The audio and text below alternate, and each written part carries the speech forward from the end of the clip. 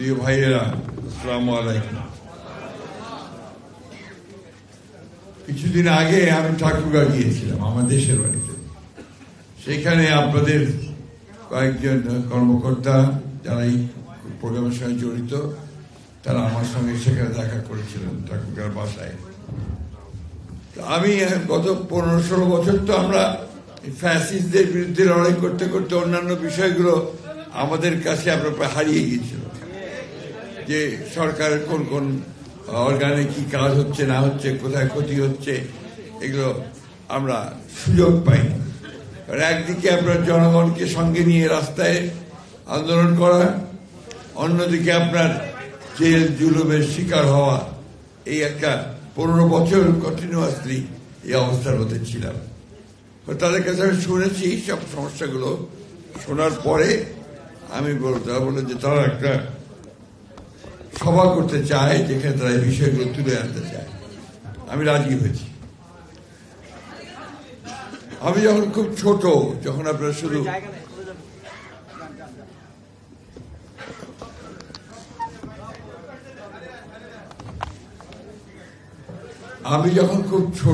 যখন আপনার অক্ষর জ্ঞান আমার মা আমাকে দিতে শুরু করেছেন, তখন আপনার সরেও সরেয়া ক খ, সেই সঙ্গে কিন্তু আলেফ বে তে সে, সেটাও আমাদেরকে শিখেছে।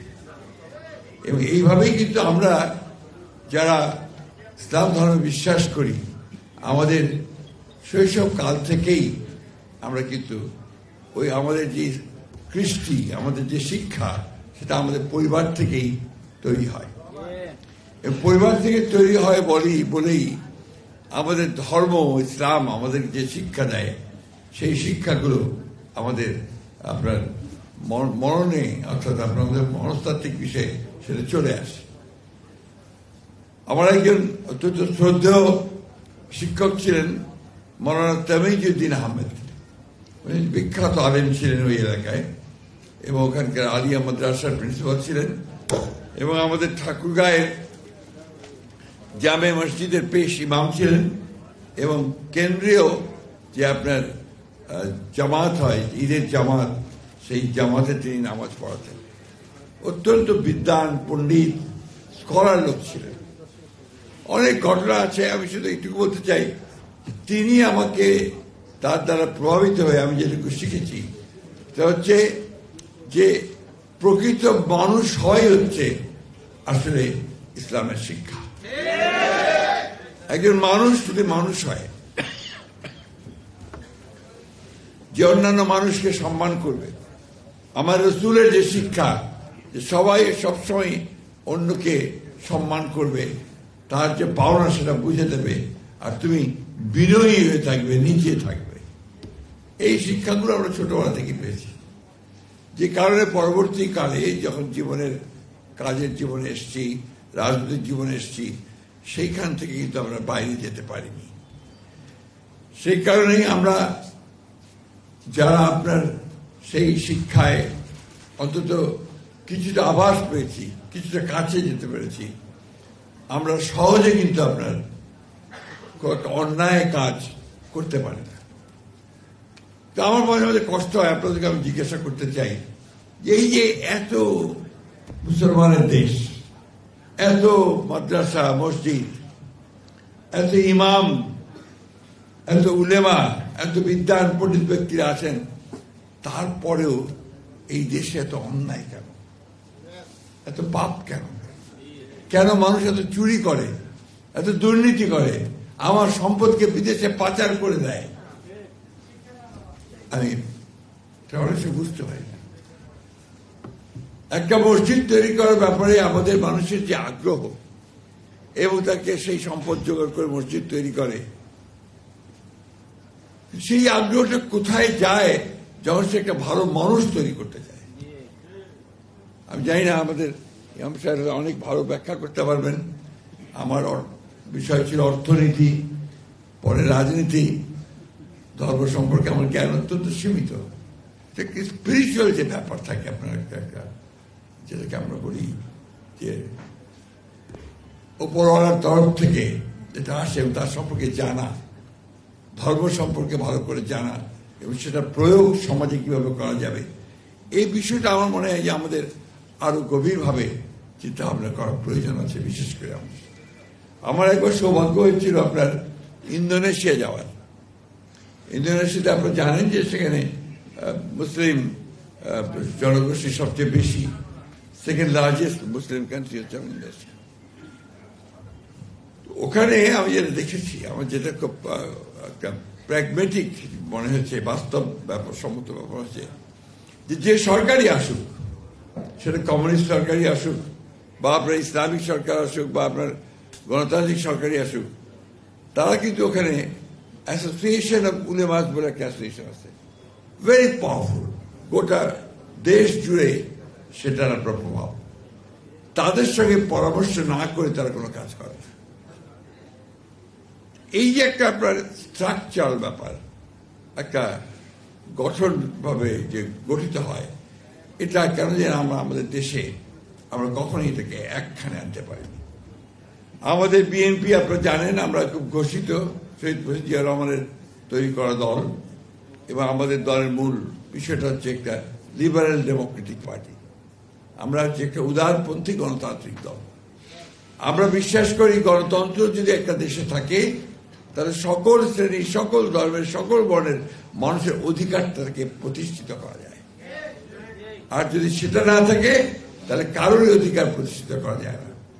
আমরা 15-16 বছর ধরে দেখেছি যে ফ্যাসিস্ট হাসিনা কি করে এইভাবে প্রতিটি মানুষের অধিকারকে কেড়ে নিয়েছে, ভোটের অধিকার কেড়ে নিয়েছে, আমার ধর্ম পালনের অধিকার পর্যন্ত কেড়ে নিয়েছে।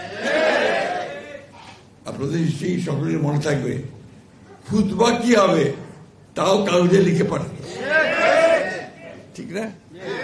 এখন এই যদি অবস্থা হয়, তারপরে আবার দাবি করে যে তারা ইসলামের পক্ষে কাজ করেছে, আরো দুঃখ হয় তখন যখন দেখি আমাদের দেশেরই কিছু আলেম উলেমারা তার সঙ্গে মিটিং করে তাকে কওমি মাতা, কওমি জননী তাকে আপনার উপাধি দিচ্ছে। এগুলো আমার কাছে প্রশ্ন, এগুলো আমার কোশ্চেন। আমি আশা করি যে আমি হয়তো এই প্রশ্নগুলোর উত্তর ঠিকভাবে পাবো, এটা আশা করি। যাই হোক, আমি এখন কাজের কথায় আসি। আপনারা এই 15-16 বছর দেখেছেন কিভাবে একটা ফ্যাসিস্ট শক্তি বাংলাদেশের সমস্ত প্রতিষ্ঠানগুলোকে নষ্ট করে দিয়েছে। সবখানে সে তার নিজের লোক, তার দলের লোক, তার নিজের লোককে বসানোর চেষ্টা করেছে। এই বসানোর চেষ্টা করতে গিয়ে আপনার গোটা প্রতিষ্ঠানগুলোকে ধ্বংস করে ফেলেছে। আজকে ইসলামিক ফাউন্ডেশন তো একটা প্রতিষ্ঠান, সবচেয়ে মর্যাদাশীল ঐতিহ্যবাহী একটা প্রতিষ্ঠান। তো সেখানে যদি আপনার দলীয় লোককে বসানো হয়, পার্টিজান লোককে বসানো হয়, যারা বাইরে ইসলামের কথা বলবে কিন্তু মুখে ইসলাম বিশ্বাসী করে না, তাহলে তো সেটা সঠিকভাবে চলবে না, তাই না? আপনি আমাকে বলেন কোন দেশে বায়তুল মুকাররমের খতিব পরিবর্তনের সঙ্গে সঙ্গে পালিয়ে যায়? বলেন। এটা তখনই সম্ভব যদি ওই অ্যাপয়েন্টমেন্টটা অত্যন্ত পার্টিজান হয়, দলগত হয়, রাজনীতিকরণ করে হয়, তাই না? এখন আমরা তো আপনারা নিজেরাই বলেছেন যে শহীদ প্রেসিডেন্ট জিয়া রহমান সাহেবের সৃষ্ট এই দল, আমরা সবসময় ধর্মীয় মূল্যবোধকে সবচেয়ে বেশি গুরুত্ব দিয়েছি। আর আমাদের প্রেসিডেন্ট শহীদ জিয়া রহমান, তিনি যখন দায়িত্বে আসলেন, তিনি দেখলেন যে এখানে ইসলামিক মুসলমান জনগোষ্ঠী হচ্ছে সবচেয়ে বেশি। তাদের ধর্মীয় মূল্যবোধ থেকে পুরস্কৃত সম্মান দেখানোর জন্য তিনি সংবিধানের মধ্যে বিসমিল্লাহির রহমানির রহিম সংযোজন করলেন, তাই না? এবং আল্লাহর উপরে অবিচল আস্থা ও বিশ্বাস রেখে সকল কার্য পরিচালিত হবে, এটা উনি বলেছেন। আমরা সেখান থেকে এক চুরো কোথাও লড়িনি, বরং যারা চেষ্টা করেছি সেটাকে আরো সমৃদ্ধ করবার। আপনারা বলেছেন যে আমাদের দেশনেত্রী বেগম খালেদা জিয়া তিনি এই স্কিম শুরু করেছিলেন, তাই না? মসজিদ ভিত্তিক আপনার শিক্ষা দেওয়ার জন্য। তো এটা যা শুনলাম এটা আসলে অমানবিক, কারণ আপনাদের বেতন 8,000 টাকা, এবং তারপরেও সেটা 7 মাস ধরে পাচ্ছেন না। তারপরে আবার নামটাও দিয়েছে কেয়ারটেকার। এটা ঠিক হয়নি। যারা সেদিন আপনার সিদ্ধান্ত নিয়েছিলেন একেবারেই অবিবেচকের মতো সিদ্ধান্ত নিয়েছিলেন। আমাদের মৌলানা সাহেব, নেতা সাহেব দুনিয়াকে সকলের সামনে বলেছেন যে ইনশাআল্লাহ খুব শিগগিরই এটা পরিবর্তন হবে। আমি আশা করি যে আমরা সেই দিকের জন্য আমি কথা খুব সংক্ষেপে বলবো। হচ্ছে যে এখন আমরা জানি যে একটা 15-16 বছরের একটা ভয়াবহ দানবীয় একটা শাসন, সেখান থেকে বেরিয়ে এসে আমরা অনেক ত্যাগের বিনিময়ে আপনাদের আলেম ওলামা অনেকে মারা গেছেন, জেল খেটেছেন, ফাঁসি হয়েছে, জঙ্গি চিহ্নিত করে বছরের পর বছর জেলে থাকতে হয়েছে। আমরা যারা গণতন্ত্রের জন্য সংগ্রাম করেছি আমাদেরকে একই পরিণতি ভোগ করতে হয়েছে, তাই না? সেই অবস্থায় আমরা সকলে আন্দোলন করে আমাদের ছেলেরা জীবন দিয়ে প্রাণ দিয়ে একটা পরিবর্তন নিয়ে আসছেন। এই পরিবর্তনটাকে আমরা কাজে লাগাতে চাই। এই সুযোগটাকে ব্যবহার করে আমরা দেশে একটা গণতান্ত্রিক রাষ্ট্র ব্যবস্থা পার্মানেন্ট করতে চাই, পরিকল্পনা করতে চাই। তাহলে আপনাদেরও যেমন অধিকার প্রতিষ্ঠিত হবে, অন্যান্যদের অধিকারটা সেখানে প্রতিষ্ঠিত হবে, সমান হবে।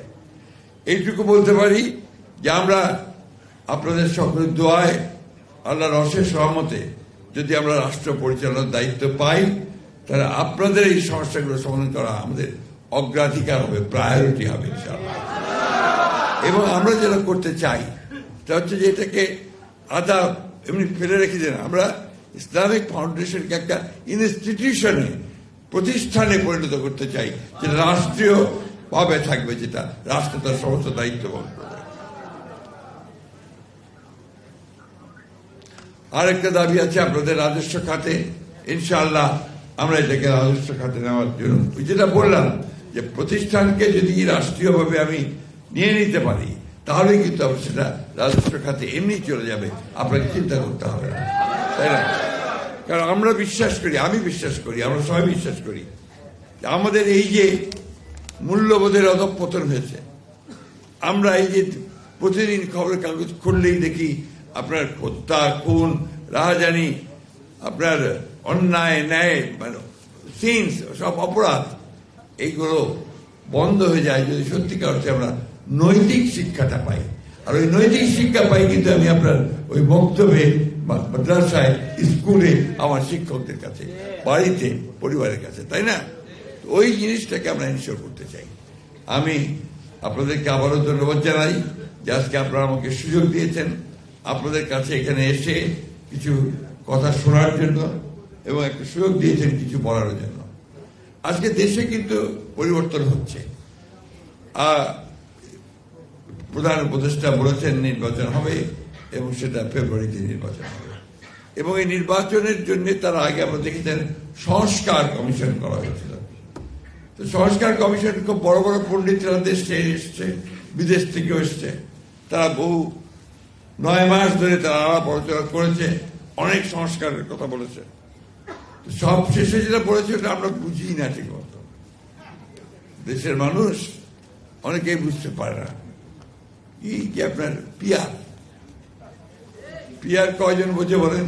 আপনারা তো সাধারণ মানুষের সঙ্গে চলাফেরা করেন, তাই না? পিয়ারটা কি আসলে? ইংরেজি শব্দ হচ্ছে প্রপোর্শনেট রিপ্রেজেন্টেশন। আমি ঠিক মতো বুঝতে কষ্ট হয়। বাংলাটা আরো কঠিন, আনুপাতিক প্রতিনিধিত্ব।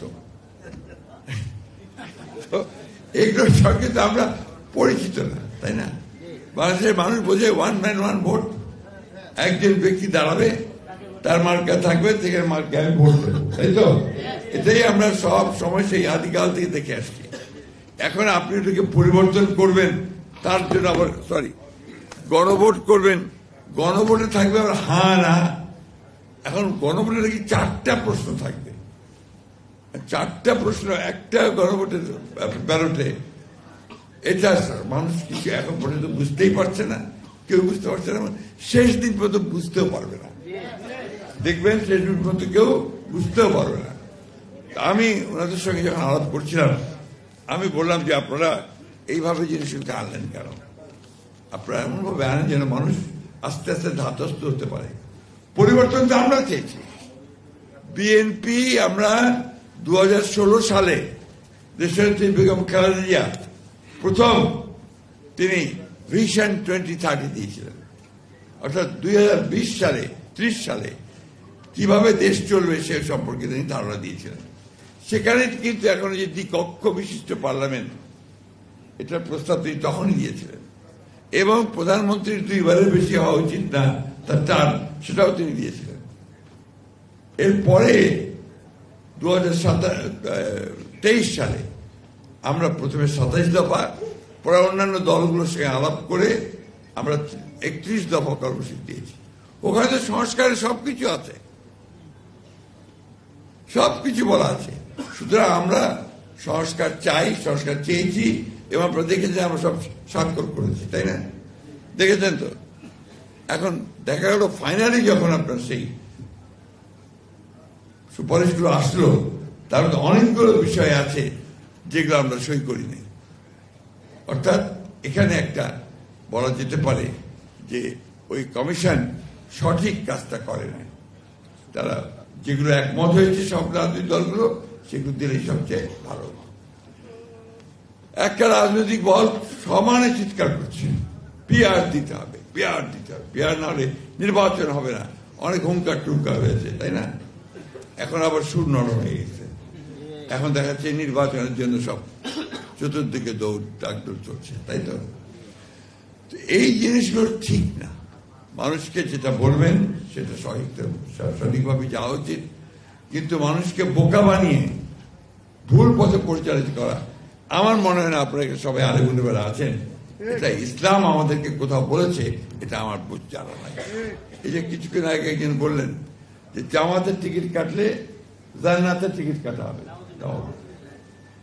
কোথায় আছে আমাকে বলুক, তারা দেখিয়ে দিক কোথায় আছে। এবং এটা ঠিক না, ধর্মকে ব্যবহার করে রাজনৈতিক ফায়দা নিয়ে নেওয়া, এটা কখনোই আপনার ইসলাম এই কথা বলে না। এই কথাগুলো আমি এই জন্যই বলছি, যেগুলো সমস্যা হয়ে দাঁড়িয়েছে, কথাগুলো বলছে সবাই। এই কথাগুলো আজকে জনগণের সামনে আসা উচিত, বেশি করে আসা উচিত। সবচেয়ে বড় কথা হচ্ছে যে এই মহলটি, তারা কিন্তু আপনার রাজনৈতিক অঙ্গনে দাঁড়াতে পারছিল না। আমাদের শহীদ প্রেসিডেন্ট জিয়াউর রহমান সাহেব তাদেরকে সুযোগ করে দেন রাজনৈতিক অঙ্গনে আসার। আইডিয়ার নামে প্রথম এসেছিল, মনে আছে আমাদের, ইসলামিক ডেমোক্রেটিক লীগ। তারপরে তারা কাজ করেছেন, আমাদের সঙ্গেও কাজ করেছেন, আমরাও তাদেরকে নিয়ে কাজ করেছি। কিন্তু দুর্ভাগ্যক্রমে গত 10 বছর কিন্তু আমরা তাদের এই ফ্যাসিস্ট হাসিনাকে পরাজিত করবার জন্য ভিজিবল, দৃশ্যমান কোনো কাজ দেখিনি। ঢাকা বিশ্ববিদ্যালয়ের নির্বাচনে শুনতে পাই ছাত্রলীগের মধ্যে তারা ঢুকেছিল, শুনেছি, আমরা জানা নাই আমার। অর্থাৎ ছাত্রলীগ সেজে তারা সেখানে ছিল। এই ধরনের কাজ তো আমরা করতে পারি না। আমরা সরাসরি সামনাসামনি লড়াই করেছি। আমাদের 60 লক্ষ মানুষের মধ্যে মিথ্যা মামলা দেওয়া হয়েছে, আমাদের 20,000 লোককে হত্যা করা হয়েছে, প্রায় 1700 মানুষকে, নেতা, আমাদের এমপি সহ গুম করে দেওয়া হয়েছে। আমরা 200, 300, 400 মামলা নিয়ে আছি, আমাদের 11 বার জেলে গেছি। কিন্তু আমরা একটা বিষয় আমরা চাচ্ছি যে আমরা একটা গণতান্ত্রিক রাষ্ট্র চাই। দেশনেত্রী বেগম খালেদা জিয়া 6 বছর তাকে কারাগারে রাখা হয়েছে। আমাদের নেতা তারেক রহমান সাহেব এখনো পর্যন্ত দেশে ফিরতে পারেন। এই যে ত্যাগ সকলের, এই যে 1400-1500 ছেলেকে হত্যা করা হলো, সবকিছু মিলিয়ে সুযোগ এসছে।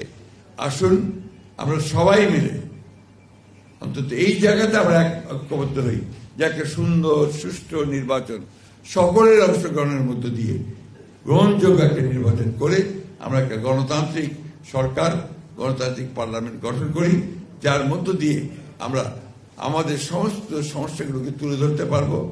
পার্লামেন্টে আলাপ হবে, সেই পার্লামেন্টে ডিসিশন হবে, সেটাই হবে জনগণের সিদ্ধান্ত। আমি সবশেষে আপনাদের সঙ্গে একাত্মতা ঘোষণা করছি এবং আশা করছি যে আগামী দিনগুলোতে আপনাদেরকে এগুলো নিয়ে আর এই আন্দোলন করতে হবে না বা দিন দরবার